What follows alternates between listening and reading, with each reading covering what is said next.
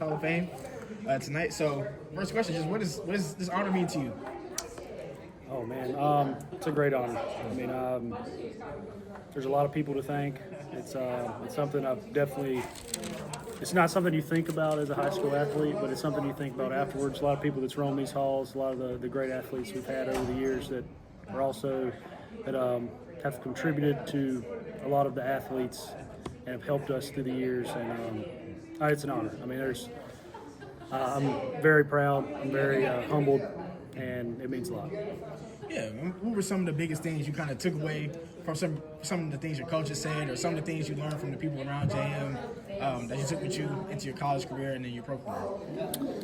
Well, it's funny. You're always being from South City and being from Jordan Matthews. You're always a small fish in a big pond, and that's kind of you have to approach every situation and every kind of sport and new destination with kind of a chip on your shoulder, and you got to go prove yourself.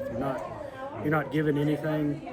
And I definitely feel like the Lord blessed me with a lot of talent, but He also blessed me with drive and ambition. And I always wanted to be the hardest worker in the room. So I think when all that kind of like comes together, then you start to have some success. And it might take time to kind of figure out the perfect formula. And I just think it kind of nothing's ever given to you when you're from a smaller town, and I think it worked out. Yeah, and then I also want to ask, what's kind of your favorite memories from your time at Jordan Matthews, with the team, as a student? Oh man, there's a lot. I mean, the time you spend with teammates and the memories you make over years. I mean, one of the weirdest memory I have is actually breaking my leg in basketball practice. Yeah. And I know that sounds really morbid, but it actually like taught me a lot of life lessons doing that, and I'm still very close to a lot of my teammates with that. And I know there's happier memories. There definitely is. But that was one that really, really challenged me early in my, I guess, high school athletic career. Was you can, be comfortable or you can work really hard. And I had a physical therapist then that told me, you're supposed to. This will take about 6 to 8 months to rehab, and I was back in 4. Trying to start baseball season. That was just my only motivator. Was I'm not missing the season. I'm not going to let my teammates down. And I was back in 4 months, and then that just kind of showed me that hard work and a lot of work ethic there can kind of you can succeed from that. Yeah, and then like you said, you played multiple sports here, right? Basketball and football as well as baseball. So I mean, why baseball, and why was that kind of like the one that mainly focused on and got you into college? Well, I was definitely a lot better at baseball than I was basketball. And I love basketball. There's a certain point where you plateau and you kind of realize that there's not enough hours in the day. I mean, I was a relatively fast guy, but I was very passionate about baseball. Lived and breathed it. I just think there was a time where, my ability just on the baseball field is where I was most comfortable. And I would kind of translate my baseball ability on the basketball court, and then I could kind of get by there.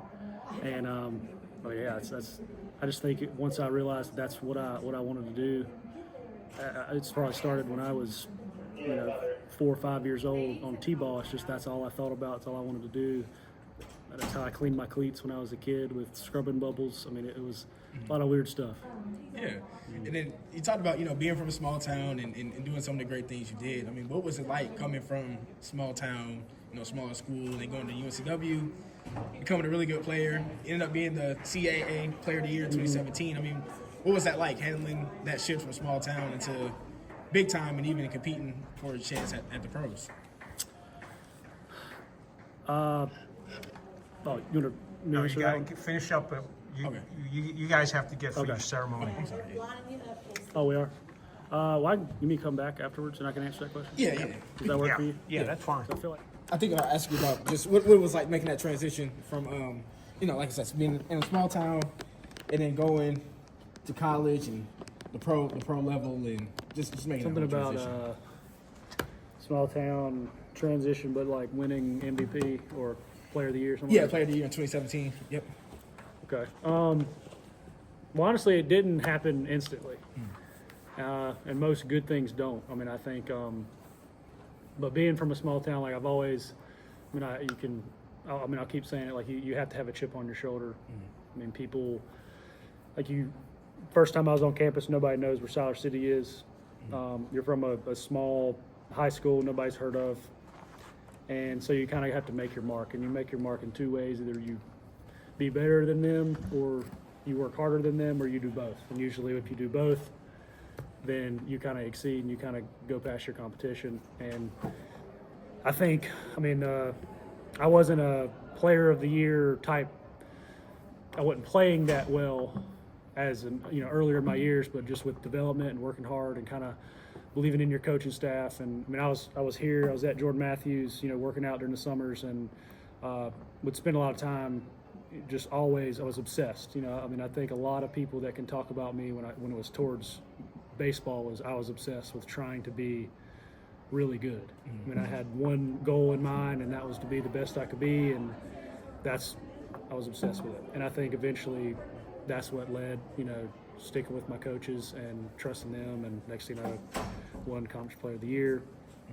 And something it's all part of that development process. I mean, there's so many different tiers that go into it, and once you finally buy into, eating right and hydrating and sleeping and lifting, and it all just kind of builds, and you're like, wow, this makes sense, this is what people talk about, and then you perform on the field. And I think that's something that stuck with me, and you still have that chip on your shoulder even though you're succeeding. If people don't, you're still from a small town, you still got to prove them, you got to prove them wrong all the time. Don't leave no doubt. You just keep playing hard, and it's fun. I mean, winning is fun. That's being good at something and succeeding, but your hard work paying off is fun. Yeah. And then I also want to ask, I mean, just seeing how y'all interact now, how you interacted with Malia, Akila, you guys are all still close, even though you guys didn't play on the same team. I mean, what was it like just being at the school at that time with so many great athletes, yourself included? I think it was the culture. I mean, we had, everybody wanted everybody to succeed. I mean, and when you have, everybody and all the athletes pull for each other, then it makes, I think you hold each other to a higher standard. And when everybody's winning, it's a fun environment. You want everybody to succeed on and off the court and on and off the field. And I mean, of course, you pull for them as human beings, but also like in athletics. So in athletic, you have a short stint in life, and it's fun to really go after that. And I mean, yeah, we still, I mean, everybody's very friendly. It's like I haven't seen Malia in probably 10 years, and it's like we're still roaming the halls, and that's just, I think, the culture that we had at JM, and we liked having that. Gene, you had anything? Was it an us against the world kind of culture? Because it sounded like you guys bred off of each other's success against just about everybody you played. I mean, I think you have to look at it that way. I think it comes down to it is, us versus the world in a way. I mean, especially, you scale it down. I mean, it's countywide. Like we used to take it extremely personal in the county. And it was Northwood and Chatham Central. We didn't want to lose to them in anything. I mean, not even probably debate team. And that's just how we were. I mean, and I'm very good friends with a lot of guys that went to Northwood and we played against. And they just said, man, like, playing you guys was terrible because you just never wanted to give up and you never wanted to lose. And we would scrape and we would scrape and we would scrape. And it was like that for every sport.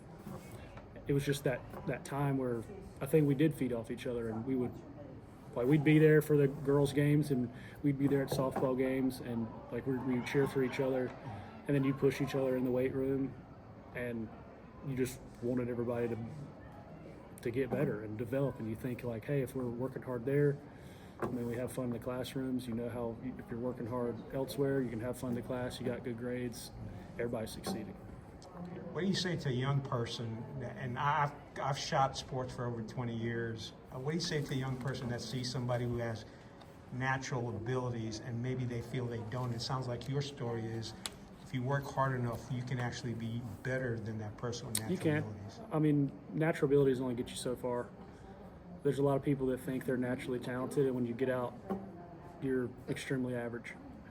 And I think if you are naturally talented and you work hard, then that's when you can kind of set yourself apart. And this is something we can talk about for hours. I mean, I'm very passionate about like youth development in sports, and I think if it's something you actually want to do and get something out of it, then you have to outwork everybody around you. And it's not just a cliche, but in a way you have to obsess with, hydrating better, sleeping better, having good grades. I mean, you're nowhere without grades. And as much as you're athletic, I mean, you can be the best athlete in the world, but without grades, it will only get you so far. You don't want to get to the door and a school tell you your grades aren't good enough to get in. But if you're developing in the weight room and developing at home with sleep and hydration and nutrition, even the basics of it, you're ahead of anybody with natural talent that just sits at home and does nothing. And I think once you put it all together and you kind of see and you slowly develop, because everybody wants the quick fix. Everybody wants to be the 5-star athlete immediately and get as many offers as they can. And that's just not how it works. That's not how the real world works. That's not how the social media and everything kind of, like, you see all these really talented guys, but they don't show the behind the scenes of how hard they work. And I think it's just misunderstood. There's so much talent in this area, and people just think because you get up and you go to class and you go to practice for 1 hour, you're going to get somewhere, and that's not what's going to happen. I mean, you got to change your whole routine. You have to talk to your coaches and really buy into something, and you have to really believe, and you have to want to do it. And I think if you want to do it, there's opportunities for you, but it's not going to happen on its own. I got one last question for you. Yeah. I know Asheebo's answer because I've asked him what his favorite play was back in high school, plus he played football. What was your favorite play or favorite specific experience in a game while you were here at JM? Oh, man, while I was here.